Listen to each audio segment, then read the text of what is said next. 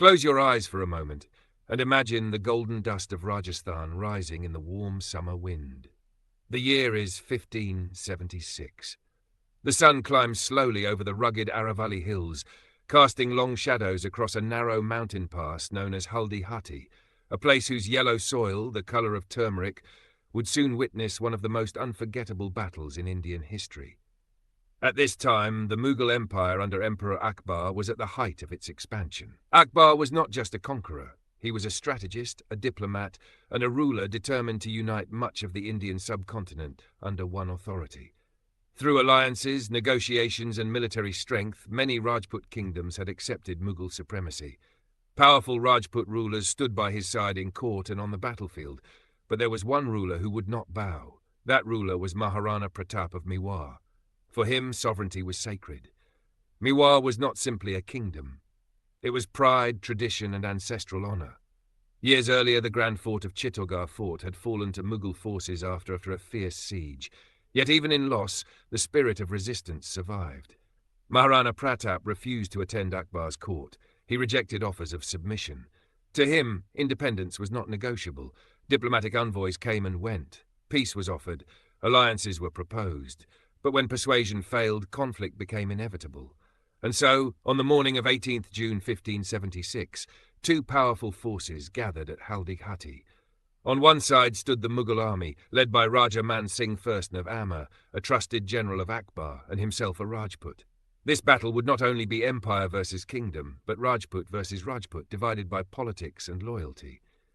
On the other side stood Maharana Pratap, commanding a smaller yet fiercely loyal force of Rajput warriors and Bhil archers. They knew the terrain. They knew the stakes, and they were ready to fight. As the first war cries echoed through the valley, the clash began. The narrow mountain pass limited movement. Dust filled the air. Swords flashed under the blazing sun. Rajput cavalry charged with fearless intensity. Bhil archers, hidden among the hills, released arrows with precision. The battlefield became a storm of steel, sound, and sacrifice.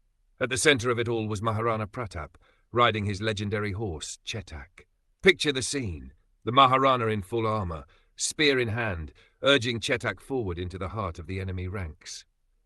In one of the most dramatic moments of the battle, Chetak is said to have leapt toward the elephant carrying Man Singh. It was a daring and bold maneuver, a moment that would echo through generations as a symbol of unmatched courage. But war is not won by bravery alone. The Mughal army was larger, more structured, and reinforced. Gradually, the pressure began to mount on the Rajput forces. The battle raged fiercely, but it was intense and relatively brief. The heat of June, the dust of the valley, and the weight of numbers began to shift the balance. Realizing that survival was crucial for the future of Mewar, Maharana Pratap was persuaded to retreat. His life meant the continuation of resistance.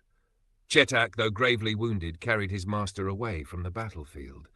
In a final act of loyalty, the brave horse collapsed after crossing a stream, having ensured his rider's safety. The image of Chetak's sacrifice became as immortal as the battle itself. Technically, the Mughal forces remained in control of the battlefield. But they had not captured Maharana Pratap. They had not broken his spirit, and they had not fully conquered Mewar. In the years that followed, Maharana Pratap endured immense hardship. He lived in forests and mountains with his family, often facing scarcity and struggle. Yet he never surrendered. Instead, he adopted guerrilla warfare tactics, striking strategically, reclaiming territories gradually, rebuilding strength step by step. Over time, he regained much of Mewar, proving that resistance could survive even after apparent defeat. The Battle of Haldighati was not the largest battle of its time. It was not the longest, but its emotional power has endured for centuries. It became a symbol of courage over comfort, of honor over submission, of resilience over surrender. It reminds us that history is not always defined by who stands on the battlefield at the end of the day. Sometimes it is defined by who refuses to kneel. Today, if you stand in Haldighati, the valley appears calm. The winds move gently across the yellow soil, but beneath that silence lies the memory of a clash that shaped legends. The story of the Battle of Haldighati is not merely about two armies. It is about conviction. It is about leadership in the face of overwhelming odds. It is about a ruler who chose hardship over compromise and a warrior spirit that refused to fade. As the sun sets over the Aravalli hills, we are left with enduring images. The determined face of Maharana Pratap, the strategic command of Man Singh, the imperial vision of Akbar, and the loyal stride of Chetak.